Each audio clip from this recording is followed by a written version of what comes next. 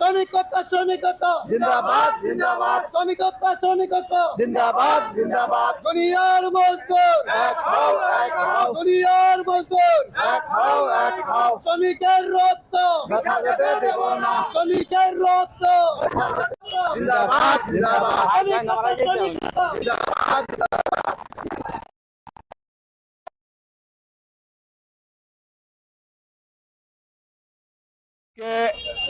সারা বিশ্বে মহান মে দিবস।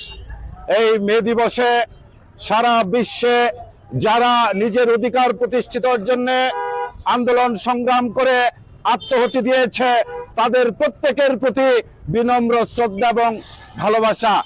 আজকে 1896 সালে আমেরিকার শিকাগো শহরে যখন শ্রমিকেরা তাদের শ্রম ঘন্টার দাবিতে আন্দোলন করে, ঠিক সেই সময়ে তখনকার ফ্যাসিস্ট সরকার পুলিশ বাহিনী লেলিয়ে দিয়ে এই নিরাপরাধ শ্রমিকদের গুলি করে হত্যা করে। সেই দিন থেকে সারা বিশ্বে এই পহেলা মে দিবসকে শ্রমিক দিবস হিসাবে বা শ্রমজীবী মানুষের দিবস হিসাবে ঘোষণা করে।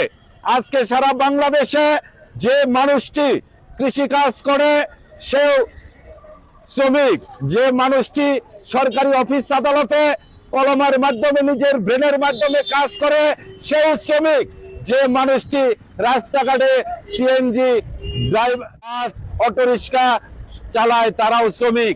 অতএব বাংলাদেশে 80% লোক শ্রমজীবী। তাদের অধিকার প্রতিষ্ঠিতর জন্য আমাদের দেশের নির্বাচিত গণতান্ত্রিক সরকার জনাব তারেক রহমানের নেতৃত্বে বাংলাদেশে যে সরকার অধিষ্ঠিত হয়েছে, আমি প্রত্যাশা করব বাংলাদেশ গণপ্রজাতন্ত্রী বাংলাদেশ সরকারের কাছে শ্রমজীবী মানুষের অধিকার যেন প্রতিষ্ঠিত হয়, শ্রমজীবী মানুষের অধিকার যেন মালিক দ্বারা ভুলুণ্ঠিত না হয়, মালিকরা যেন কোনো শ্রমিককে অবিচার অত্যাচার করতে না পারে। আরেকটি জিনিস, এই শ্রমজীবী মানুষের আওতায় ছোট ছোট বাচ্চা এবং শিশুরা মালিকেরা তাদের স্বার্থের কারণে 200-100 টাকা দিয়ে তাদের কাজে লাগায়।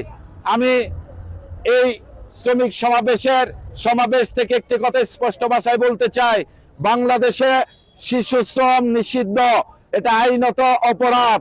অতএব আপনারা কোনো শিশুকে কোনো শ্রমিক হিসাবে নিজের স্বার্থ সিদ্ধির জন্য রাখবেন না, তাদেরকে পড়াশোনার জন্য, তাদেরকে মানুষ হিসাবে গড়ে তোলার জন্য সার্বিক সহযোগিতা করবেন।